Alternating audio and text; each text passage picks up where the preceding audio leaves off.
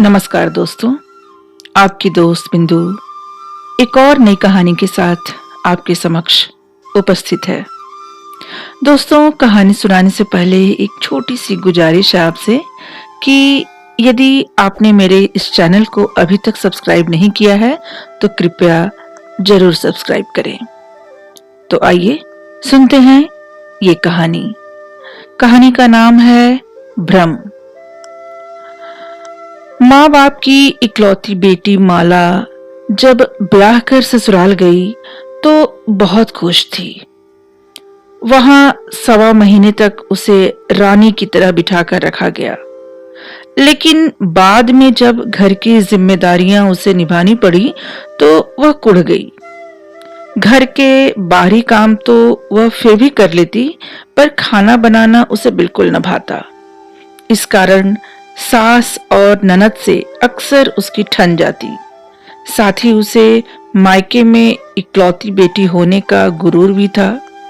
वैसे उससे छोटे 2 भाई भी थे।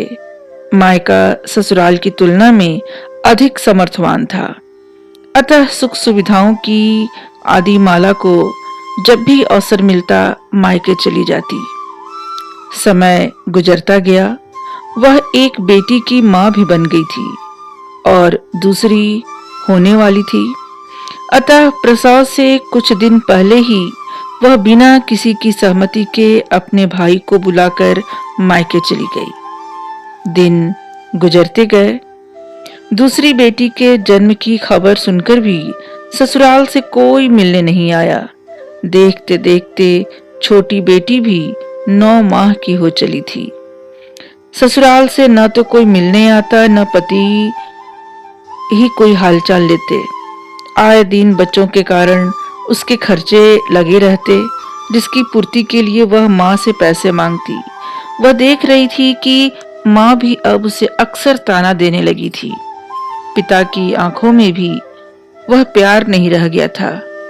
आखिर एक दिन उसने अपने अहंकार को किनारे रखकर पति के नाम खत लिखा। पूज्य चरण स्पर्श। मैं मानती हूं आपकी अवमानना करके मैंने गलती की। मुझे सबक मिल गया कि ब्याहता बेटी का बोझ दुनिया का कोई बाप नहीं उठा सकता। सच कहूं तो जो हुआ अच्छा ही हुआ। मेरा भ्रम टूट गया। मैं अपने घर वापस आना चाहती हूं, आपके इंतजार में। सिर्फ आपकी माला। पत्र मिलने के दूसरे ही दिन माला के पति उसे लेने पहुंच गए। उन्हें देखते ही वह उनसे ऐसे लिपट गई मानो अब कभी अलग नहीं होगी। तो दोस्तों, ये कहानी भले ही बहुत छोटी थी, पर एक बहुत बड़ी संदेश हमें दी गई। ये संदेश उन लड़कियों के लिए भी ज्यादा मायने रखती हैं जो अक्सर मायके के चक्कर में ससुराल को अनदेखा करती हैं या उसका अपमान करती हैं। लेकिन मायके में कोई भी बाप अपनी ब्याहता बेटी को, चाहे वो कितना भी संपन्न किया क्यों न हो, बहुत दिनों तक नहीं रख सकता।